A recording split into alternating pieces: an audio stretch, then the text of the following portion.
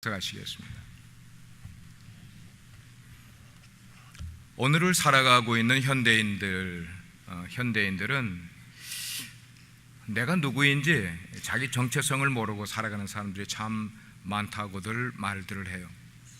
특별히 심리학자 가운데 롤러 메이라는 분이 그 면을 이렇게 표현을 했습니다. 현대인은 산업 문화에 중독이 되어서 우리의 인간성을 기계에게 다 빼앗겨버리고 고독해하고 불안해하며 공허감 속에서 방황하는 인간이 됐다, 그렇게 이야기를 하고 있어요. 우리가 인생을 살면서 자기의 참된 자아를 찾고 살아가는 것은 무척 중요합니다. 그렇게 되기 위해서 내가 누구냐, 나는 누구인가 하는 질문을 우리 크리스찬들은 근본적으로 이거를 늘 질문하면서 인생을 살아야 될 필요가 있는 것 같아요. 여러분, 내가 누구입니까?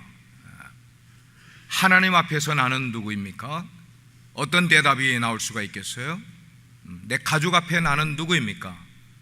내 친구들 앞에서 나는 누구입니까? 하는 이런 질문, 이것을 물을 때 우리는 그때에 내가 정말 인간으로 다시 태어나는 삶을 살아갈 수 있게 되는 거예요. 내가 인간으로 태어났기 때문에 자연히 나는 인간이다 하는 게 아니라 내가 누구인가를 알고 살아갈 때 참된 인간의 모습을 가지고 살아갈 수 있게 된다는 거예요. 엊그제 그러니까 거기 시간으로 어제 한국에서 인천공항에 물건을 보딩을 하고 그리고 공항에 있는 식당에를 갔어요. 아침을 먹기 위해서. 근데 제 바로 옆 테이블에 한 젊은 부부가 한 2살 반 정도 되는 여자아이, 딸을 데리고 식사를 하고 있었어요. 근데 그 대화하는 것이 이게 계속 귀에 들어와서 제가 유심히 그 내용을 들었어요. 아이가 이제 밥을 먹게 하기 위해서 아빠 엄마가 계속해서 아이를 이렇게 타이르고 윽박지르고 이렇게 하는 거야. 빨리 밥 먹어야 돼, 밥 먹어야 돼. 그러다가 이게 애가 밥을 잘 먹질 않으니까 엄마가 뭐라고 얘기를 하는가 하면은, 너 이것 안 먹으면 비행기 안 태워줄 거야. 이제 이게 협박이 들어가는 거예요. 밥 안 먹으면 비행기 안 태워줄 거야. 그런데 옆에 있는 아빠는 한술 더 뜨는 거예요. 아빠는 뭐라고 그러는가 하면, 밥 안 먹으면 너 여기 놔두고 우리끼리 아빠 엄마만 비행기 타고 갈 거야. 아니, 밥 먹는 거 하나를 두고 아이에게 그런 무서운 그런 얘기를 하는 거예요. 그러면 너는 며칠 동안 아저씨하고 여기서 그냥 살아야 돼? 밥 안 먹는 거, 밥 먹게 하기 위해서 아이에게 이런 엄청난 말을 하는 거예요. 근데 이 여자아이도 보통 고집쟁이가 아니더라고요. 아마 그 부모에게서 그 고집을 물려받은 아이 같아요. 안 먹는 거예요, 밥을. 그렇게 막 공갈 협박을 하는데도 안 먹어요, 아이들. 그러니까 엄마는 계속해서 아빠랑 빨리 안 먹을래? 안 먹으면 너 정말 여기 두고 간다. 너 두고 가면 어떻게 되는지 알아? 어린 딸에게 계속해서 그러는 거를 하는데, 제가 옆에서 밥을 먹으면서 참, 이제 불과 2살 반 정도밖에 되지 않은 아이를 저렇게 교육을 시켜서 될까? 그 아이가 나중에 자라서 저런 말을 계속 들으면서 자라면은 어떻게 될까? 때로는 우리가 왜 이렇게 달라지지 않는가? 우리 인간은 왜 이렇게 달라지지 않는가 하는 이런 면에서 고민이 될 때가 있어요. 부모가 자녀를 키우면서 우리 자녀는 왜 이렇게 달라지지 않는가? 내가 내 인생을 살아가면서 나는 왜 이렇게 달라지지 않은 인생을 살아가지? 그렇게 그렇게 고민할 때가 있단 말이에요. 인생을 살아가면서 요즘 교육받지 못한 사람이 어디 있어요? 현대인들이 공부할 만큼 다 했는데, 근데 인간은 영 아닌 거예요. 학교는 똑같이 나왔는데 학교는 나왔는데 학교를 나왔다고 인간이 되는 건 아닌 것 같더란 말이에요. 근데 그런 많은 일들을 우리가 더듬어 올라가 보면은 그 원인이 뭐냐면은 어릴 때 자라면서 사랑을 받아야 될 대상으로부터 사랑을 받지 못하고 자랐기 때문에, 내 가까이 있는 사람, 아버지 엄마로부터, 할아버지 할머니로부터, 내 형제들로부터 충분한 사랑을 받고 자랐으면 그렇게 자라지 않을 텐데, 그런 어른이 되지 않을 텐데, 어른이 됐는데도 불구하고 생각과 행동하는 것은 어린아이적인 생각과 행동을 하는 그런 모습들. 우리가 인생을 살아가면서 내가 받아야 될 사람으로부터 충분한 사랑을 받지 못하고 자라게 되면은 참 불행한 인생을 살게 된다는 것이에요. 우리 사람들은 어릴 때부터 이렇게 내가 받아야 될 사랑을 충분히 받고 자라게 될 때 그렇게 받는 과정에서 가치관이 형성이 돼요. 인생관이 만들어지고 세계관이 만들어지고 다른 사람을 배려할 수 있는 마음, 넉넉한 마음을 갖게 되는 게 이게 다 자라면서 충분한 사랑을 받고 자라게 되면 그런 일들이 그래 그걸 가지고 내 인생을 만들어가는 거예요. 그런데 충분한 사랑을 받아야 될 사람들로부터 그런 것을 받지 못하고 자라게 되면은 이게 인생관이 삐뚤어지는 거예요. 세계관이 삐뚤어지고 가치관이 삐뚤어지니까 모든 것을 삐뚤어진 시각으로 바라보게 되니까 내가 보이는 모든 것들이 바르게 보이지 않게 되는 그런 삶을 살아가게 되는 거예요. 우리가 기억해야 될 것은 아이들은 비록 말을 아직 배우지 못해서 어린 아이라 할지라도 말은 하지 못해도 느낌으로는 그냥 눈치로 척척 다 알아채는 게 이게 아이들의 모습인 것을 우리는 알아야 됩니다. 내 주위 사람들이 나를 인하여서 행복해하는지 안 하는지 아이들은 척 보면 안다는 거예요. 내 주위 사람들이 서로 사랑하고 있는지, 만약에 그게 부모라면은 내 부모가 지금 서로 사랑하며 살아가고 있는지, 행복하게 살아가고 있는지 아이들은 말은 하지 않아도, 부모에게 표현은 하지 않아도 척 보면 다 한다는 거예요. 느낌으로 하는 거예요. 뿐만 아니고 우리 부모가 나를 인하여서 행복해하고 있는지 아니면 나를 불필요해하고 나를 거추장스럽게 여기고 있는지를 우리 자녀들은 자라면서 부모들의, 내 주위 사람들의 행동을 보면서 대번의 눈치로 딱 보고 알게 되는 거예요. 내가 그들에게 필요한 존재인지 전혀 필요치 않은 존재처럼 나를 대우받고 내가 대우받고 살아가고 있는지 우리 아이들이 그걸 알게 된다는 거예요. 오늘 우리가 읽은 본문 가운데는 두 아들의 이야기가 나오고 있어요. 이 두 아들의 나이 차이는 13살의 터울을 가지고 있어요. 이 둘은 아버지가 같은 그러나 배가 다른 그런 두 다른 어머니 밑에서 자라난 아이들에 대한 이야기예요.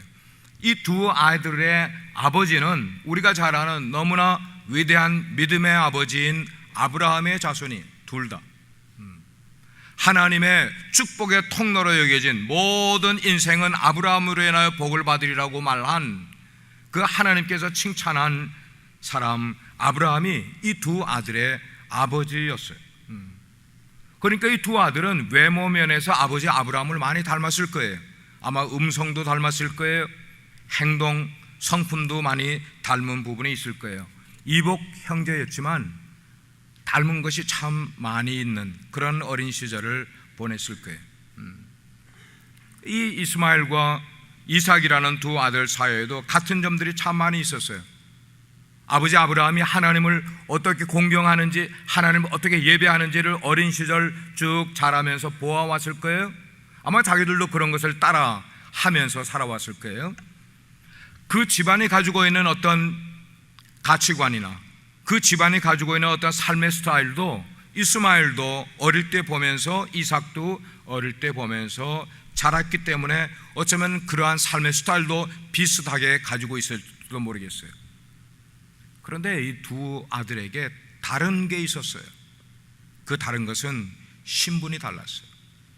신분이 달랐어요. 한 아들은 종의 아들로 태어났고 하나는 자유자의 아들로 태어난 거예요. 그 당시의 법에 따르면은 종의 자식은 어디까지나 인생을 살면서 종이 될 수밖에 없었어요. 그 신분을 무엇으로 바꿀 수가 없는 거예요. 온전한 상속도 아버지로부터 받을 수가 없어요. 왜? 종의 자녀로 태어났기 때문에. 지금은 좀 달라졌겠지만 그때는 종의 자녀로 태어나면은 반드시 그냥 종인 거야. 어떤 사회가 변화돼서 바뀌기 전에는 그냥 종으로 살아가는 거예요. 이 두 아들은 한 아버지 밑에서 비슷한 듯 자라났지만 그러나 신분이 다른 것 때문에 너무나 엄청난 운명을 가지고 인생을 살아가는 그런 사람들이었어요. 자유자의 아들 이삭은 아브라함의 약속을 그대로 이어받을 뿐만 아니고 하나님의 축복의 상속자로서 아브라함이 누릴 특권을 다 누리는 거예요. 다 물려받는 거예요. 그렇게 태어났어요. 이렇게 두 아들들은 각기 다른 통로를 통해서 인생을 나왔기 때문에 이 세상에 삶을 살아가는데도 두 가지의 다른 삶을 살아가게 된 거예요. 그러나 그것보다도 더 근본적으로 다른 게 있었으니 그것은 오늘 말씀 23절에서 말씀한 것처럼 계집종 여종에게서는 육체를 따라놨다 그랬어요. 육체를 따라놨고 자유 있는 여자에게서는 약속으로 말미암았느니라 이렇게 말씀을 하고 있어요. 하나는 종의 자녀로 육체를 따라놨고 하나는 자유인의 자녀로 약속의 자녀로 이 세상에 태어났다는 것이에요. 그렇습니다. 여기 나오는 첫째 아들 이스마엘, 그 이스마엘은 여기 기록한 대로 아브라함의 미숙한 신앙의 부산물로 세상에 태어난 존재가 되었어요. 이 말이 참 중요한 거예요. 미숙한 신앙의 부산물로 세상에 태어난 존재였다는 것이에요. 창세기 12장을 보게 되면 하나님께서 아브라함에게 내 고향 친척 아비집을 떠나라고 말씀하실 때 그때 아브라함의 나이는 75세였어요. 나이가 꽤 들었어요. 그런 모습에서 자기 가족들을 데리고 떠나는 거예요.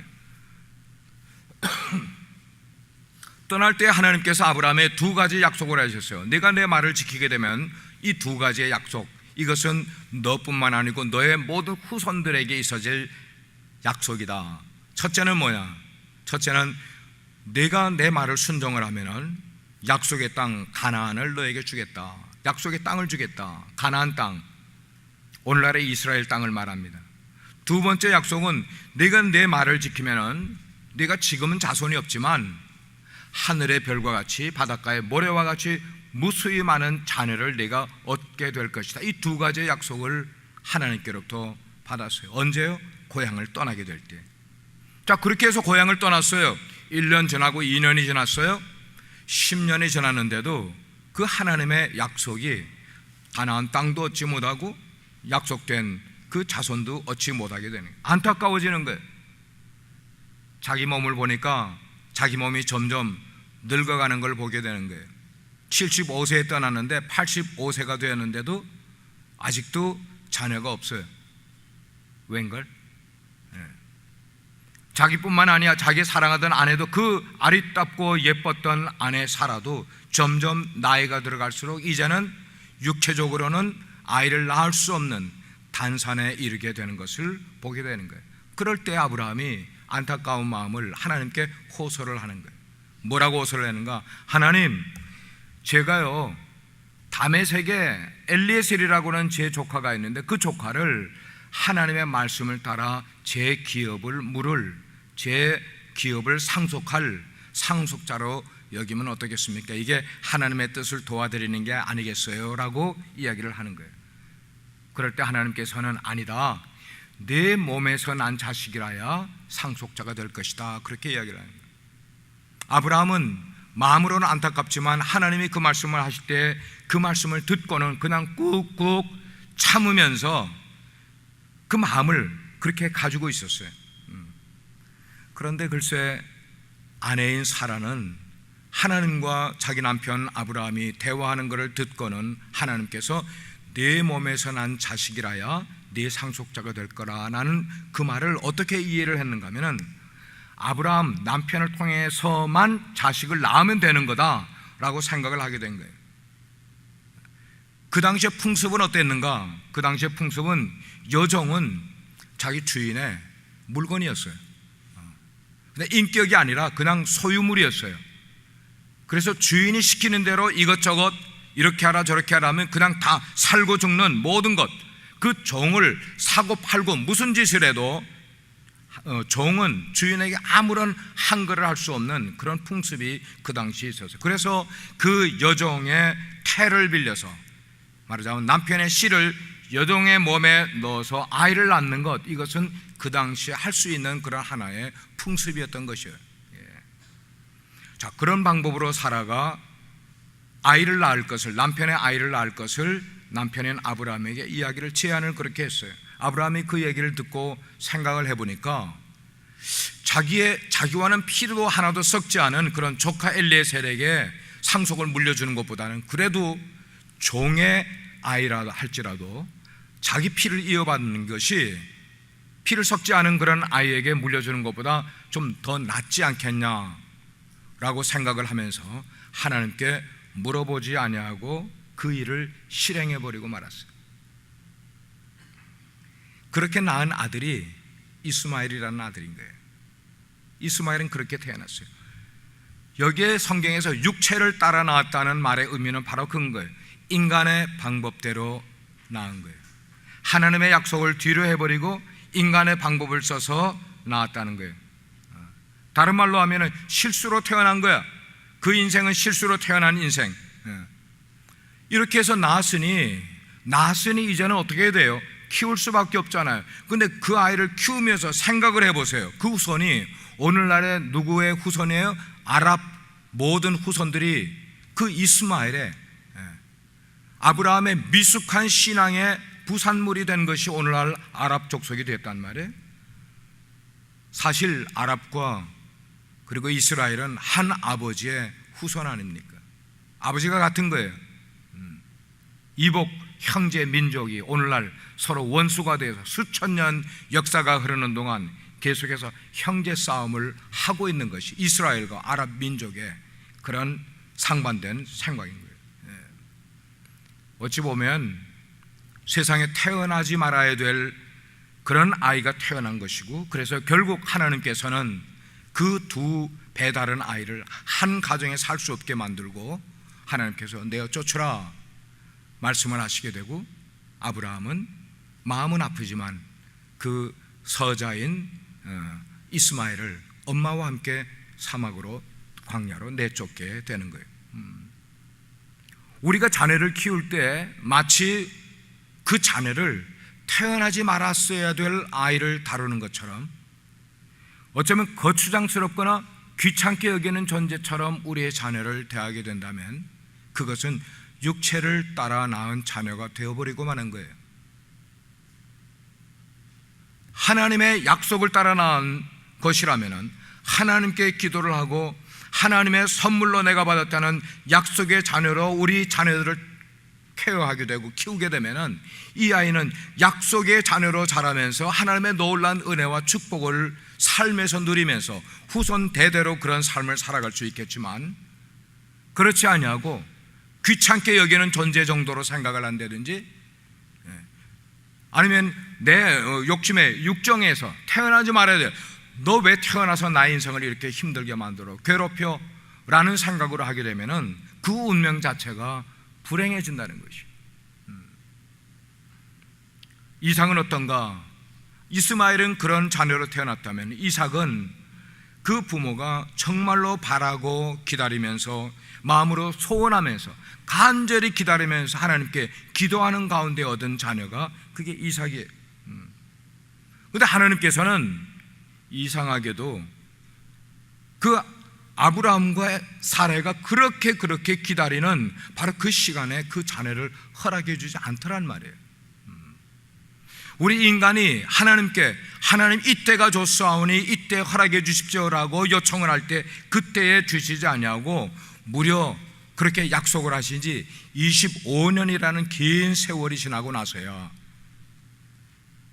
그 약속을 허락해 주시는 거예요. 그 25년이라는 긴 세월 동안 아브라함도 늙고 사레도 늙고 아내는 경수가 끊어지고 더 이상 육체적 생리적으로는 아이를 낳을 수 없는 그런 때까지 가게 되는 거예요. 그래서 이제는 인간적으로는 포기해야 되겠다, 인간적으로는 이젠 더 이상 할 일이 없어라고 생각하는 바로 그때에 하나님이 아브라함을 찾아주셔서 이렇게 말씀을 하세요. 나는 전능한 하나님이다. 너는 내 앞에서 온전하여져라. 내년에 네 아내가 아들을 낳을 것이라고 이야기를 하는 거예요. 자, 25년이 지나서 인간적으로는 모든 것을 기밥 포기해버리는 바로 그때에 하나님의 음성을 듣고 보니까 아브라함이 기가 막힌 거예요. 왜 기가 막힙니까? 내 눈앞에 지금 종을 통하여서 난 이스마엘이 버젓이 12살이라는 나이로 지금 살아가고 있는데 살아가고 있는데 그 아들은 어떡하고 이제 하나님이 아이를 주신다고 그러니까 이게 기가 막힐 노릇 아니냐는 거예요. 어쨌든 그래서 100세의 아들 이삭을 낳게 되는 거예요. 우리가 생각을 할 때 왜 하필이면 이렇게 하셨을까? 왜 하나님은 이렇게 하셨을까? 우리가 이해 못하는 왜 이 방법을 하셨을까? 여러분, 여기에 소중한 하나님의 말씀이 있기 때문에 우리는 귀를 기울여야만 됩니다. 왜 이렇게 했을까? 아브라함의 두 번째 아들 이삭, 그 이삭은 언약의 복을 이을 약속의 자녀로 하나님이 주신 아들이라는 거예요. 약속의 아들로 주셨다는 거예요. 이삭은 어떻게 태어났어요? 종의 여종의 몸을 통해 태어나지 아니하고 자유인인 사라의 몸을 통해서 하나님의 은혜와 하나님의 약속 가운데서 태어난 아들이에요. 뿐만 아니고 이삭은 아내가 사라가 도무지 육체적으로는 잉태하지 못한다고 하는 불가능한 상황 가운데서 하나님이 은총의 선물로 주신 것이 바로 이 이삭이라는 것이. 저는 이것을 복음과 연관해서 여러분과 나누고 싶어요. 복음은 무엇인가? 복음은 우리 인간이 스스로 노력해서 얻을 수 있는 것이 아니라 복음은 하늘로부터 위로부터 내려온 전적인 하나님의 은총이라는 거예요.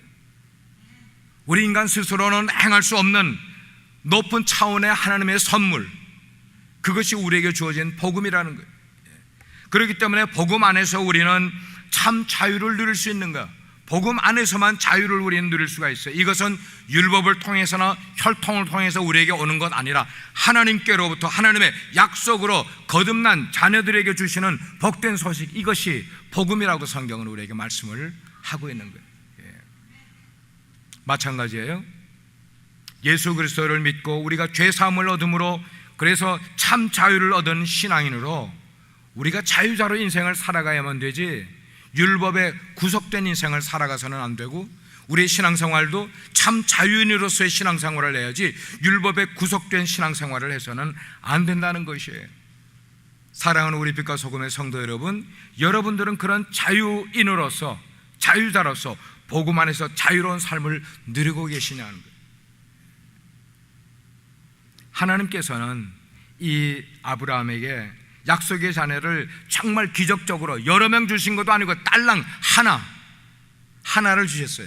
그리고 하나 주신 아들도 때가 되니까 내가 그거를 원한다, 내가 그 아들을 원한다, 나에게 제물로 바치라고 말씀하셨어요. 왜요?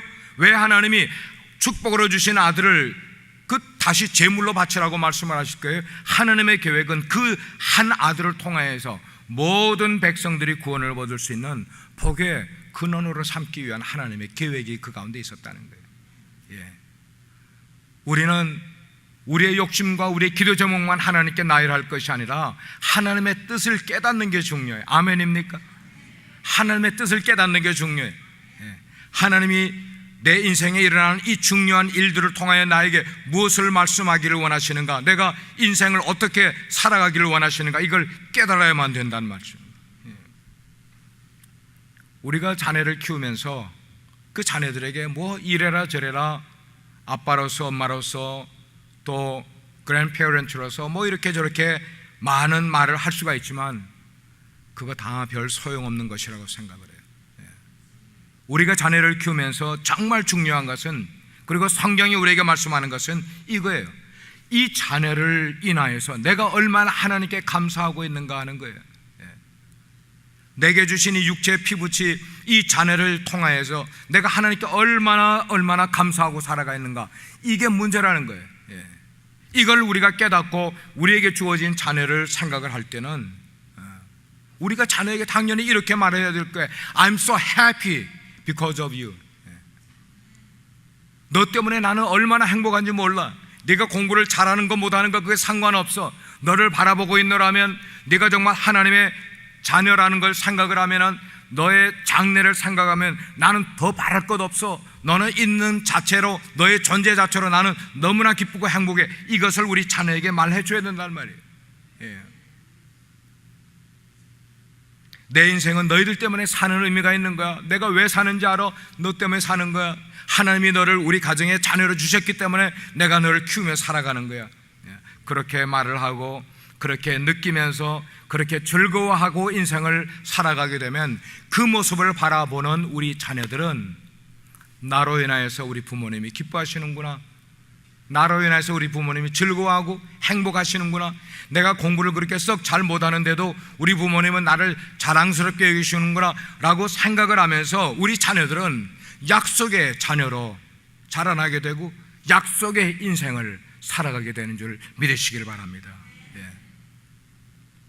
우리는 우리 자녀들에게 너무 우리의 것을 요구하고 있는지 모르겠어요. 부모의 것을 요구하는 거야. 자녀의 인생을 살게 만드는 것 아니라. 근데 우리 부모님들 세대 때에 우리 부모님들이 우리를 키우게 될 때 그분들이 교육학을 공부했습니까? 그분들이 대학교를 다녔습니까? 그분들이 심리학을 공부했습니까? 유아발달학을 공부를 했어요? 뭐 이런 거 공부 하나도 한 적 없어요. 그래도 자녀들을 한 사람답게 훌륭하게 키운 부모님들 생각을 하게 되면 왜 어떻게 키우셨을까요? 우리 부모들은 우리를 어떻게 키우셨을까? 한 가지예요. 사랑함으로 키웠다는 거예요. 사랑으로 키웠다는 거예요.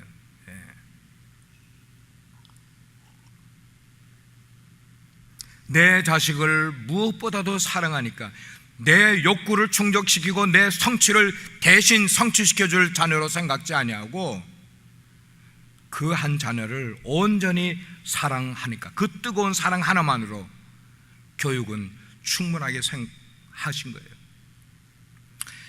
양해하시고 들으시기 바랍니다. 저희 어머니는 그 흔한 초등학교도 문턱에도 가지 못하신 분이셨어요. 공부를 하나도 하지 못하신 분이죠. 그래도 성경을 참 많이 읽으셨어요. 그래서 어머님이 생존해 계실 때 50여 명의 자손들, 그 자손 어느 하나 정탄수 할머니 하면은 그 자녀들이 그 다들 손손이 다 할머니를 그렇게 존경을 하는 거예요. 그 이후에 태어난 지금 정탄수 할머니의 얼굴 한번 보지 못하고 자라는 아이들도 그 부모들이 이야기해주는 그 할머니의 신앙을, 할머니의 삶의 자세를 아이들이 또 교육받고 교육받아서 아이들 속에 그게 살아있는 거예요.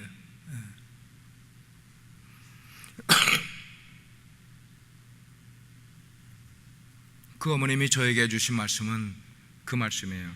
나는 너를 위하여 하나님께 늘 기도한단다. 나는 너를 위하여 늘 하나님께 기도한단다.